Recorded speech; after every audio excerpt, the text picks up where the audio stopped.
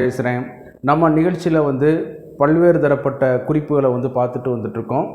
அந்த வகையில் இன்றைக்கி நம்ம பார்க்கக்கூடிய ஒரு முக்கியமான ஒரு டாபிக் வந்து ஆண்குறி எழுச்சியை எப்படி தூண்டுவது அப்படிங்கிறத பார்த்துட்டு வந்துட்ருக்கோம். இதற்கு முந்தைய வீடியோக்களில் வந்து எப்படிலாம் சில பொருட்கள், மருந்து பொருட்கள், மருத்துவ உபப்பொருட்கள், உணவாக இருக்கக்கூடிய பொருட்கள் எப்படியெல்லாம் இந்த ஆண்குறி எழுச்சியை ஊக்குவிக்குது அப்படிங்கிறது தான் நம்ம வந்து பார்த்துட்டு இருந்தோம்.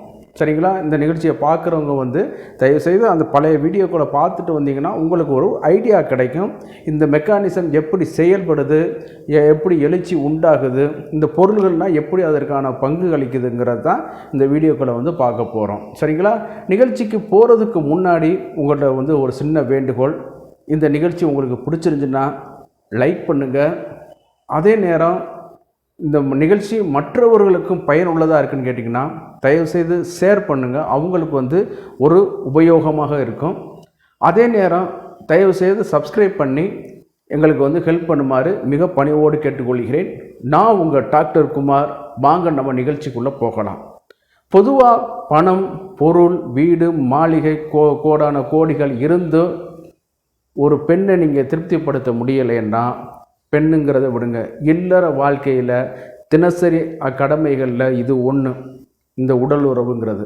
இதை நீங்கள் திருப்திப்படுத்த முடியலை, இதில் நீங்கள் ஃபெயிலியர் ஆகிட்டிங்கன்னா உங்களால் வாழ்க்கையில் எது இருந்தாலும் உங்களால் வின் பண்ண முடியாது. இந்த டிப்ரெஷனே உங்களுக்கு பல வகையான தோல்விகளுக்கு ஆளாகி கொண்டு போயிட்டுருக்கோம். சரிங்களா?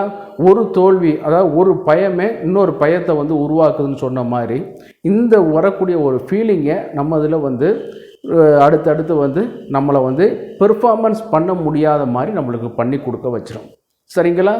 அதுக்காகத்தான் நம்ம நிகழ்ச்சியில் ரொம்ப சிரமப்பட்டு பல்வேறு குறிப்புகள், சரிங்களா, பல்வேறு ஏடுகள், நம்ம காமசாஸ்திராவில் சொல்லப்பட்டது, நவீன மருத்துவத்தில் சொல்லப்பட்டது எல்லாத்தையும் ஒரு குறிப்புகளாக வந்து நம்மகிட்ட வந்து உங்கள்கிட்ட வந்து கொடுத்துட்ருக்கோம். சரிங்களா? இதை நீங்கள் பயன்படுத்தி உங்களுடைய இதில் வந்து பார்த்தாலே ஒரு நல்ல வந்து ஒரு சக்ஸஸ் வந்து கிடைக்க ஆரம்பிக்கும். சரிங்களா? பொதுவாக வந்து ஆண்குறி எழுச்சி அடைகிறது வந்து சிறு வயதில் வந்து என்னென்னு கேட்டிங்கன்னா அதாவது ப்ரீ மெச்சூரிட்டி பேஸ்ன்னு சொல்லுவாங்க. சரிங்களா? அந்த இதில் வந்து பார்க்கும்போது யூரினை ஸ்டாப் பண்ணக்கூடியதுக்காகத்தான் அந்த குழந்தை வந்து வேலை செய்ய ஆரம்பிக்கும், அந்த சிறுவர்கள். சரிங்களா? அதுக்கு முதல்ல என்னன்னு கேட்டிங்கன்னா பெட்டில் வந்து போவாங்க. அதற்காக அதே மாதிரி மோஷனும் அதே மாதிரி தான். அப்போ கொஞ்சம் கொஞ்சமாக வந்து அவன் மனிதனாக மாறும் பொழுது தான், அதாவது விலங்குகளோட சைக்காலஜிக்கலில் வரும்பொழுது என்னன்னு கேட்டிங்கன்னா இது வந்து அடிப்படையில் ஒரு பாடம். நீங்கள் மனோதத்துவ நிபுணர்கள்ட்ட கேட்டாலே தெரியும். ஃபஸ்ட்டு குழந்தை வந்து என்னன்னு கேட்டிங்கன்னா கொஞ்சம் நாள் அவனுக்கு வந்து நாலேஜ் கிடைக்கும் போது என்னன்னு கேட்டிங்கன்னா மோஷனை கட் பண்ணும். அதே நேரத்தில் வந்து பாத்ரூமில் போய் தான் டாய்லெட் பண்ணுவாங்க. அதே மாதிரி யூரின். அதே மாதிரி தான் ஆண்குறியை எழுச்சியடைய வைத்து பார்க்கக்கூடிய இது வந்து சிறு வயதிலே ப்ரீ மெச்சூரிட்டி பேஸ்லேயே வந்து ஆரம்பிச்சிடும். அடுத்து இந்த டெஸ்டோஸ்டிரான் சைக்கிள் எப்படி பெண் வந்து மெச்சூரிட்டி அடைகிறது மாதிரி ஆணும் வந்து மெச்சூரிட்டி அடைய வந்து வைக்கும். எப்படி பெண்ணில் வந்து ஒரே ஒரு செல்கள் தோன்றுவது மாதிரி ஆணில் வந்து நிறைய மில்லியன் கணக்கான செல்கள் வந்து தோன்றும். அதுதான் இதில் வந்து ஒரு முக்கியமான ஒரு இது. இந்த மில்லியன் கணக்கான செல்கள் எல்லாம் தோன்றி என்னன்னு கேட்டிங்கன்னா நாளாக வந்து அந்த டெஸ்டோஸ்டெரான் கொஞ்சம் கொஞ்சமாக சேரும்போது இந்த ஆணுக்கு வந்து ஒரு 13 வயசில் இருந்து ஒரு 17 வயசு வரைக்கும் இந்த இது வந்து நடக்க ஆரம்பித்து இந்த டெஸ்டோஸ்டெரானுடைய உற்பத்தினால் வந்து என்னன்னு கேட்டிங்கன்னா உடற்கட்டுமானம், தசை வளர்ச்சி, எலும்புடைய பலம் இதெல்லாம் போன பிறகு இது மெயினாக வந்து அந்த விதைப்பையையும் வலிவுபடுத்தப்பட்டு விந்தணுக்களை உற்பத்தி பண்ண வைக்கும். சரிங்களா? இது வந்து விந்தணுக்களை உற்பத்தி பண்ணக்கூடிய ஒரு வழி. அடுத்து இந்த எழுச்சியை எப்படி இது உண்டு பண்ணுதுன்னு கேட்டிங்கன்னா இந்த டெஸ்டோஸ்டெரான் ஹார்மோன் வந்து நிறையா வந்து இன்க்ரீஸ் ஆகிட்டு வரும்பொழுது என்னன்னு கேட்டிங்கன்னா நம்ம பாடியில் உள்ள புரோட்டீன் மெக்கானிசத்தை பயன்படுத்தி, நான் உங்களுக்கு சிம்பிளாக எளிமையான தமிழில் சொல்கிறேன், ஏன்னா இதுக்கான புரோட்டீன் பேர் வந்து உங்களுக்கு சொன்னோம்னா உங்களுக்கு வந்து புரியாமல் போய்க்கிறோம். இந்த அதாவது L-ஆர்ஜினைன், அதே மாதிரி அக்ஸ்ட்ராங்சைனின், ஆமாம் L-கார்னிட்டினின், இந்த மாதிரியான பொருள்கள்லாம் இருக்குது. சரிங்களா? அதில் சிம்பிளாமே எல்லாமே புரோட்டீன் டெரிவேட்டரிஸ் தான். சரிங்களா? ஆமாம், எல்லாமே புரோட்டீன் டெரிவேட்டரிஸ். இந்த புரோட்டீன் டெரிவேட்டரிஸை பயன்படுத்தி இந்த டெஸ்டோஸ்டெரான் என்ன பண்ணுன்னு கேட்டிங்கன்னா சிந்தசைஸ் பண்ணி நைட்ரிக் ஆக்சைடு லெவலை வந்து ஆண்குறியை வந்து அந்த வெளில வந்து ஃப்ளட் ஃப்ளோவில் வந்து இன்க்ரீஸ் பண்ண வைத்து அந்த வால்வ்ஸை வந்து லாக் பண்ணி வைக்கும். சரிங்களா? அதில் வந்து சின்ன மைக்ரோ அறைகள் வந்து இருக்கும். சரிங்களா? அந்த மைக்ரோ அறைகளில் வந்து தான் இந்த பிளட் இது பண்ணிக்கிட்டு என்னான்னு கேட்டிங்கன்னா லாக் ஆகிட்டு எழுச்சி அடைஞ்ச மாதிரி இருக்கும். நல்லா கவனித்து பார்த்துருப்பீங்க நண்பர்களே, சின்ன வயசில் எவ்வளவு கல் மாதிரி இருந்திருக்கும். இப்போ நீங்கள் பார்த்துட்டு இருக்கிற நண்பர்கள்லாம் பார்த்தீங்கன்னா ஒரு 35 வயசுலேருந்து பார்த்துட்டு இருப்பீங்க, 40 வயசுக்கு மேலே பாதுமே. இப்போ வந்து அது எரெக்ஷன் ஆகிறதே நம்மளுக்கு வந்து சிரமமாக இருந்தாலும் அமைக்கி பார்க்கும் பொழுது பஞ்சு மாதிரி உழைக்க போயிடும். ஆனால் சின்ன வயசில் எவ்வளோ கல் மாதிரி ஒரு இருந்திருக்கு பார்த்தீங்களா? அதுக்கு காரணம் வேறு ஒன்றும் இல்லை, அதில் இருக்கிறது வந்து ரத்தம். அது இன்றைக்கி பார்க்கக்கூடிய இளைஞர்களுக்கு அதான் சொல்கிறேன், அது வந்து கல் மாதிரி இருக்கிறங்கிறக்காக நீங்கள் போட்டு ஆண்குறியை வளைக்கிறது, பெண்ணை மேலே ஏறி நின்று பண்ண வைக்கிறது, ரஃப் அண்ட் டஃப்பாக பயன்படுத்தி உங்கள் வாழ்க்கையை வீணடிச்சிடாதீங்க. இப்போ வந்து உங்களுக்கு தெரியாது, 35-40 வயசுக்கு மேலே தான் இதனுடைய இது வந்து தெரியும். ஏன்னா அதில் போகிறது வந்து லிகமெண்டோ எலும்போ தசையோ இல்லை. அது என்ன இருக்குதுன்னு கேட்டிங்கன்னா வெறும் இரத்த குழாய் தான். அந்த பிளட் ஃப்ளோ இன்க்ரீஸ் பண்ணுறது மூலமாகத்தான் இதில் வந்து பண்ணக்கூடிய ஒரு இது. சரி, இந்த பிளட் ஃப்ளோ இன்க்ரீஸ் ஆயிடுச்சு, அது எப்படி வந்து பண்ணுதுன்னு கேட்டிங்கன்னா 2 வகையில் அந்த எழுச்சியை வந்து உண்டு பண்ணி கொடுக்க வைக்குது. ஒன்று ரிஃப்ளெக்ஸ் எரெக்ஷன், இன்னொன்று லிம்பிக் எரெக்ஷன். 2 வகையில் பிரிக்கப்படுது. சரிங்களா? இந்த லிம்பிக் இது வந்து அதாவது எரெக்ஷன் வந்து 2 வகையில், ரிஃப்ளெக்ஸ் எரெக்ஷன், இன்னொன்று வந்து லிம்பிக் எரெக்ஷன் சொல்லிட்டு 2 வகையில் பிரிக்கப்படுது. நார்மலாக வந்து இன்றைக்கி நம்ம பார்க்கக்கூடியது வந்து இந்த ரிஃப்ளெக்ஸ் எரெக்ஷனை பற்றி பார்க்க போகிறோம். இந்த ரிஃப்ளெக்ஸ் எரெக்ஷன் வந்து என்ன பண்ணுதுன்னு கேட்டிங்கன்னா சின்ன வயசில் உங்களுக்கு நல்லா தெரியும், டவுசரில் வந்து போட்டு நம்ம நடந்து போயிட்டு இருக்கும்போது அல்லது பேண்ட் இந்த மாதிரி ஜட்டி இதில் போட்டு போகும்போது கொஞ்சம் நேரம் உரச ஆரம்பிச்சிருச்சுன்னா என்ன ஆகும்? எழுச்சி அடைஞ்சிடும். இதுதான் அந்த ரிஃப்ளெக்ஸ். இதற்கு காரணம் வந்து இயக்கு தசையில் உள்ள நரம்புகளுடைய ஒத்துழைப்பால் அந்த S3 S4 S5 அந்த அதாவது முதுகெலும்பில் வரக்கூடிய நரம்பு கூட்டங்கள்லேருந்து இது பண்ணக்கூடியது. இதனால தான் முதுகெலும்புலையோ நீண்ட தூரம் பயணம் பண்ணக்கூடிய பாதிப்பு ஏற்பட்டுச்சுன்னா அவங்களுக்கும் எழுச்சியில் பிரச்சனையை உண்டாக்குது. அதனால தான் இந்த மாதிரி தண்டுவடங்கள்லாம் பாதுகாக்கணும்னு நம்ம சொல்கிறது. இன்றைக்கி என்ன பண்ணுறான்னா ரீல்ஸுங்கிற பேரில் பைக்கில் வந்து தலையீழ பறக்கிறான், மாடியில் ஏறி குதிக்கிறாங்க, இந்த மாதிரி ஏறி பண்ணுறாங்க, பஸ்ஸில் இப்போ இது பண்ணுறாங்க.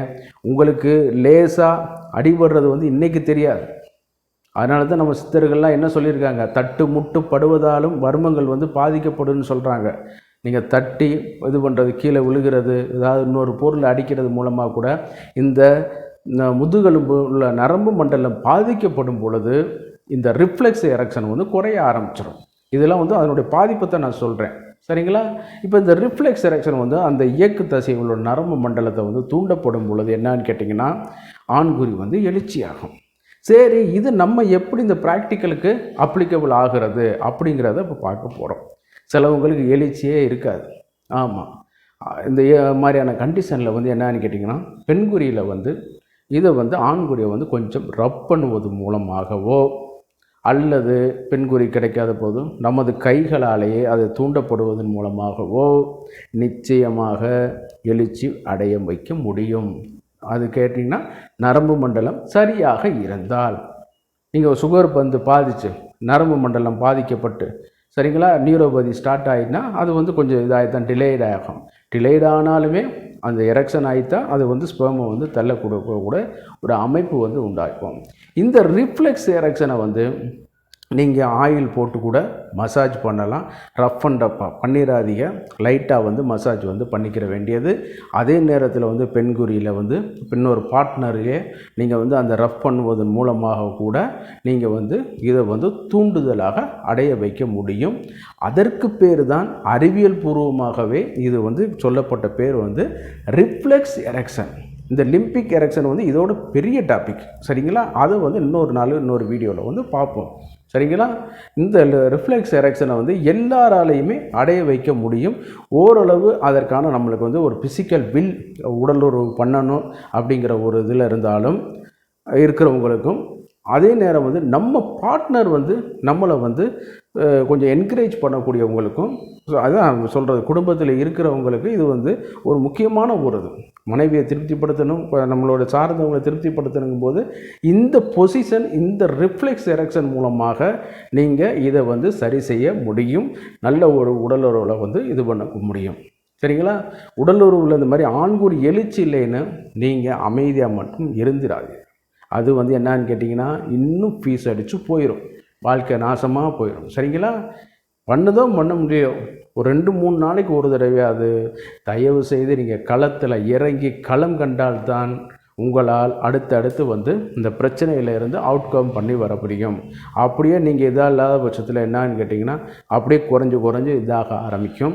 அதே நேரத்தில் டோப்பமைனோட அளவும் குறைய ஆரம்பிக்கும் பொழுது நீங்கள் எதுலேயுமே கான்சன்ட்ரேட் பண்ண முடியாது. எங்கு போனாலும் ஒரு விரக்தியாகத்தான் இருக்கும். சரிங்களா? ஆங்ஸைட்டி இருக்கும், டிப்ரெஷன் இருக்கும், மனநிலை சோர்வுகள், கோவப்படுறது, எரிஞ்சு விழுகிறது.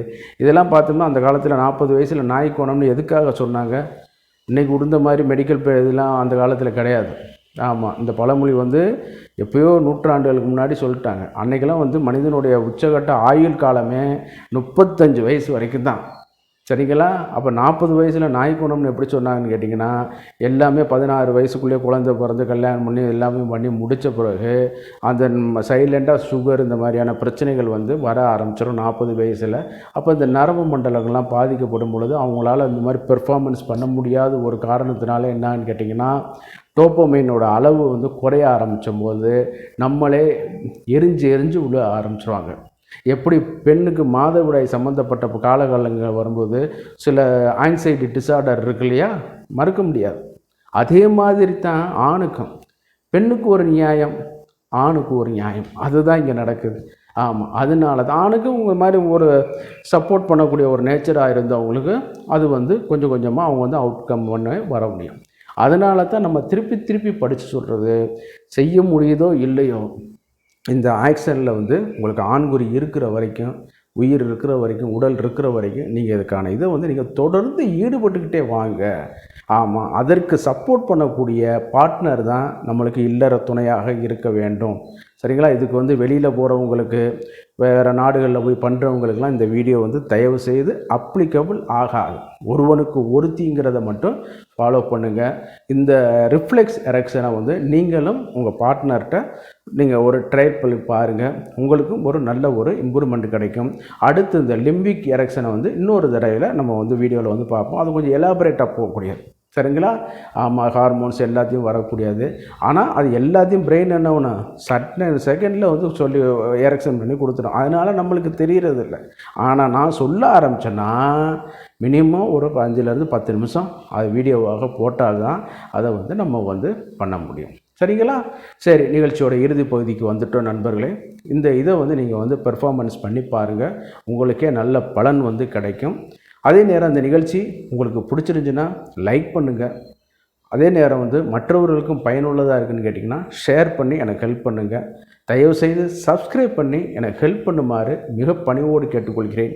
நான் உங்கள் டாக்டர் குமார். மீண்டும் ஒரு நிகழ்ச்சியை சந்திக்கும் வரை நன்றி கூறி விடைபெறுகிறேன். நன்றி, வணக்கம்.